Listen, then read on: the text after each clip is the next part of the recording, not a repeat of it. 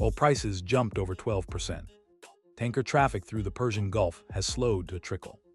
Major shipping companies have stopped sending vessels entirely. And Iran hasn't formally declared a blockade. It issued a radio warning, struck a few ships, and let fear do the rest. That's how the world's most important waterway operates now. Welcome to the Strait of Hormuz. It sits between Iran to the north and Oman to the south. At its tightest point, it's just 21 miles wide. The shipping lanes inside run only 2 miles in each direction. 20 million barrels of oil pass through daily. That's roughly a fifth of everything the world consumes. Saudi Arabia, Iraq, Kuwait, Qatar, and the UAE all depend on it. For most of them, there is no other road out. Iran doesn't need to physically close the strait to close it. The threat alone, credibly enforced, is enough. Think about how shipping actually works.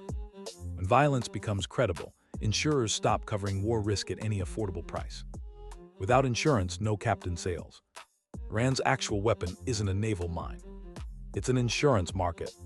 This strategy has a long history. Iran mined the strait during the 1980s tanker war. But that required real military action and serious risk. Today, a radio broadcast achieves the same result. The market panics and the ships stay home. Something is fundamentally different this time, though. Iran's supreme leader was killed in the recent strikes. The Revolutionary Guard is no longer running a calibrated deterrent strategy. It's running an existential retaliation. For decades, Iran used the strait as a threat lever. Closing it would cut off Iran's own oil revenue. This made closure irrational. But regimes fighting for survival don't always act rationally. There are alternative routes for Gulf producers, and each one comes with a serious cost. The short answer is no. Saudi Arabia has a pipeline crossing to the Red Sea. It can handle around 5 million barrels a day. The UAE has a pipeline running to the Gulf of Oman coast. Together, these alternatives offer about 2.6 million barrels daily. But 20 million barrels normally flow through the strait. The bypasses cover barely a fraction of normal volume. Iraq has no bypass at all. Kuwait has no bypass. Qatar moves all its gas exports through the strait. For these countries, the strait isn't a risk. It's the only pipeline they've ever had.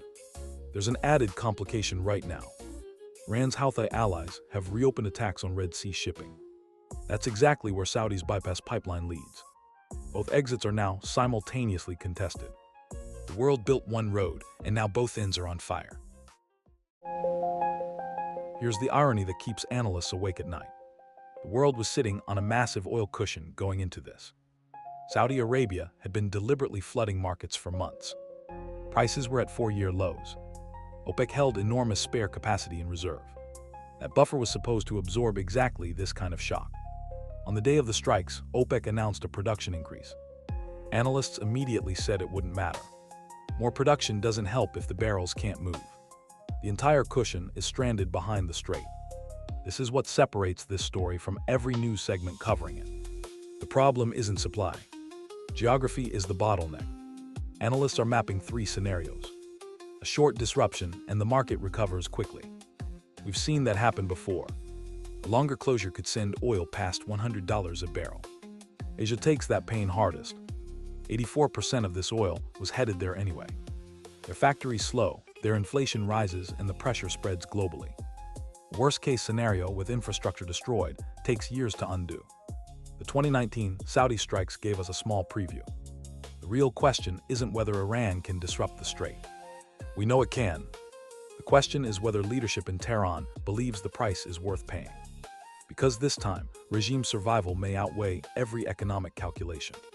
Decades of rational deterrence rested on one assumption. Iran had something left to lose. Everything shifts the moment that changes. For more economics, business, and finance, minus the boring parts, check out our other videos.